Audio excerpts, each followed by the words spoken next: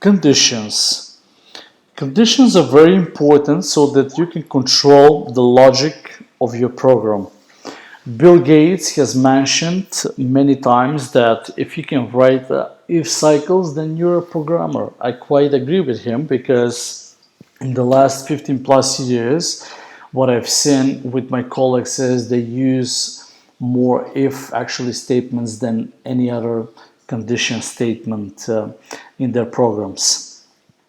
So under the conditions folder, the if statement project, you can find many samples which are going to discuss the subject.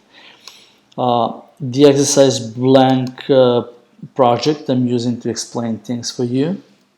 And let's start actually by declaring two variables a, b, and let's assign, let's do something else right here. I'd like to assign the integer a, the variable a, by input. So basically the user inputs the value. So let's do this. So b, okay, equals 5. All right. And then e equals convert. So we said that integer values, we have to convert them. A read line. When we read from the input, write enter value for a equals, okay, and then now we can write some if cycle. All right, so if the if statement actually has a very easy syntax. If condition, so if the condition is met or not met, then do something. So in our case, if a bigger or equal b, okay, then do something, right? A right line. Okay, so if the condition is met, then write down condition true, okay, and then let's see if that's the right thing.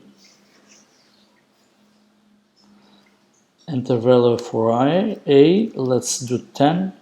Well, 10 is bigger than 5, so condition is met. But what happens if the condition is not met? We're missing a code. We have to introduce else, console, right line, and condition false, okay? So let's cause a false. So 4 is not bigger than 5, so condition false, right? Obviously. But take a look at the left side. I mean, everywhere, wherever I have if cycle, I have brackets, and then I have the return result inside between the brackets. Now, is this wrong? Is it good? Is it bad? Now, it really depends on your situation. Just the way it is, there's nothing wrong with this. And because I'm checking the condition and I'm just returning one result. It's only one line of code. Or else the same happens right here, okay? So in our case, what do I need to do? If I'm going to nest code inside the, for example, after the condition has been met or not, then I have to open up brackets and put everything within the brackets. So for example, if I'm going to check if a equals 10, for example, right, then condition is true, right?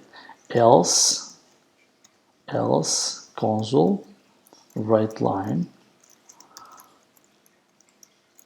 condition is still true, so we have condition true, but a not equal what? 10, right? But that's the first condition. So this situation is known as nested if, okay? So we have a main if, and then we have nested if within the if cycle, and that's perfectly fine, I mean, okay? So let's see what we did so far. So if I enter now 10, then what's going to happen is the first condition gets triggered, right? Because the first condition is met, and then the second one, a also equals to 10, okay? But now what happens if it's a is 9? If A is 9 is the second condition is true, but A is not 10, which is the truth, right? That's perfect. But now, can we do a second check, if check within an if cycle? Of course we can. So if else, if A, for example, equals 8, for example, but then we have to, the else condition should be, condition is true, but A not 10 or 8, for example. That's it, simple as that. And then we can do this, or we don't have to do this, and we can just write, okay, the logic right here, which is second condition true, okay, second condition true, and then we have third condition true. Now keep in mind, it's all about logic, so in my case, I mean, all of this makes sense, but in what you're doing, it may not make sense in the future in terms of program development and so on and so on. But then the logical thinking actually will help you get the results, the desired results. So it's very important that you master the if statements and how they really work, okay? So if I type in, for example, 7 now, none of the first conditions are met. That means that the third one, it goes to the third condition, and then it says third condition is true, but obviously A is not 10 or 8. But then it's true because A bigger or than B, which is 7 bigger than 5, okay? So keep that in mind. So, is it wrong to keep it like that? No, it is not, but you can wrap it up within quotes, obviously.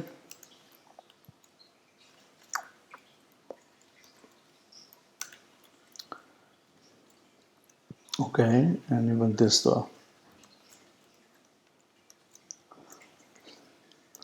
Okay, so that's just the way it is. It looks a little bit more neat and better organized, if I may say like that. So you may want to keep it like that, okay? So I've got some other examples right here which are pretty straight, obviously, which you can take a look at. Then this is another nested if, for example, situation, and the logic situation could be used actually in an actual software development, production software, for example. So that's all about if statement.